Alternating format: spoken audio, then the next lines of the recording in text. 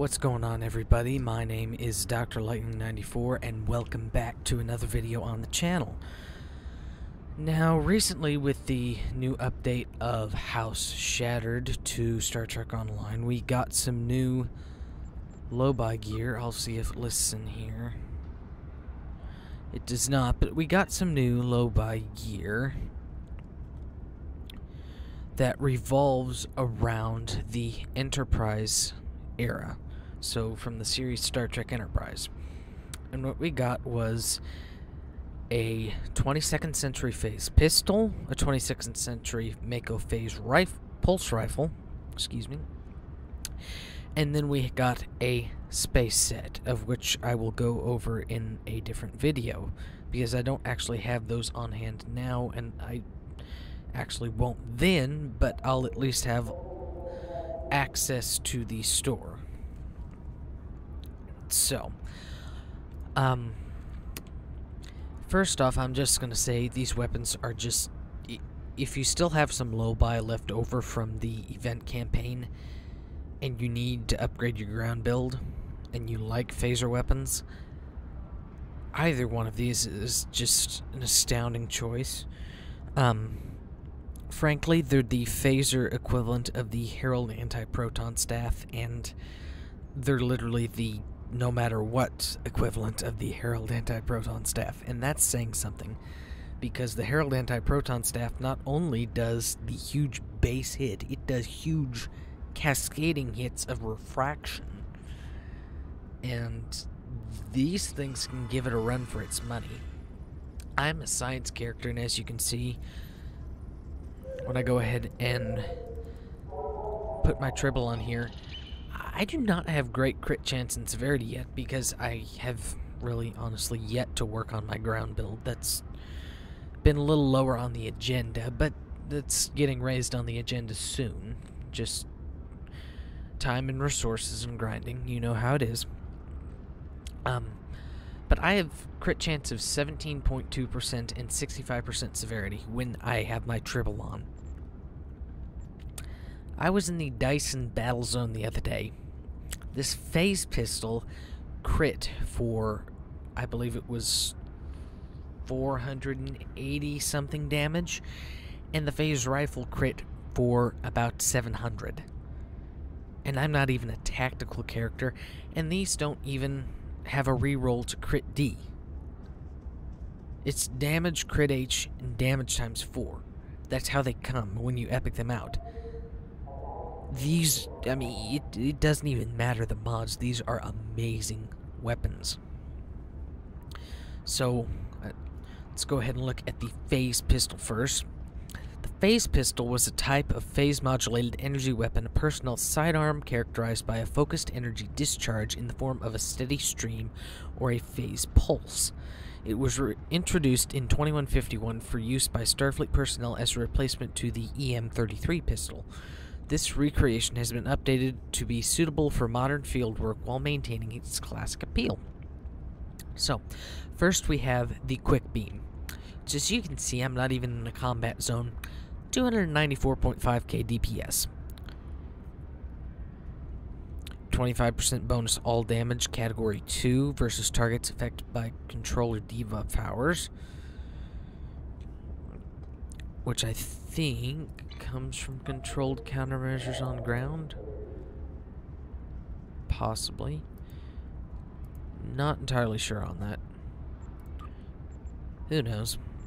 As I said, ground build, work in progress. Key thing with this quick beam, though, which is the primary fire,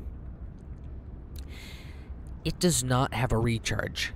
It will literally fire as quick as your spam of the number, well, I have it as the number 1 button, to your latency to the server goes.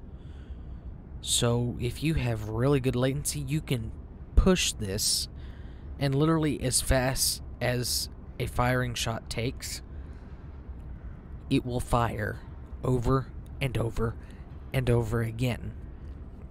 You could potentially get about 8 shots off in like 10 seconds. I mean, that's at least. It is amazing.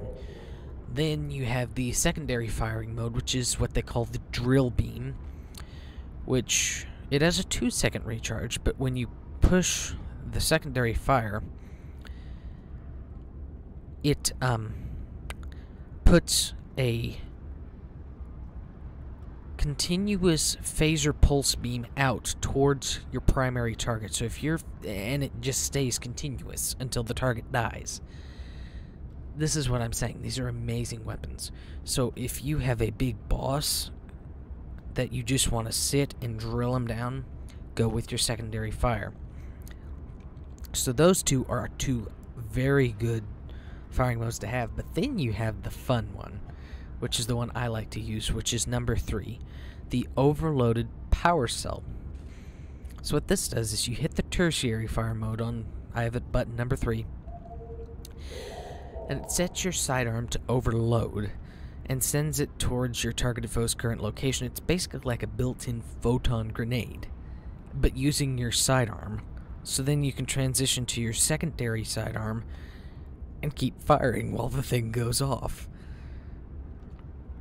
It does 675.7 kinetic damage on my tooltip with 50% shield pen, and basically it just leaves you without the pistol for 15 seconds, but it gives quite a punch if you're putting it in the right spot.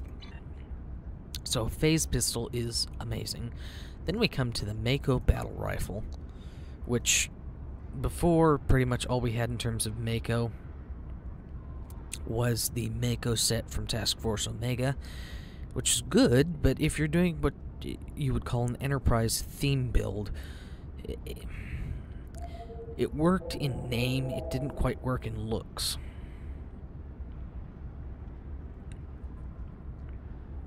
So, this early type of energy rifle was a standard edition carbine-directed energy particle weapon in the 22nd century for members of an Earth division of ground troops, excuse me, it's late, I can't talk, known as the Mako. This recreation has been updated to be suitable for modern field work while maintaining its classic appeal. So, this is a pulse burst. It's basically like a full auto rifle. Just 3 pings, 208.5 DPS.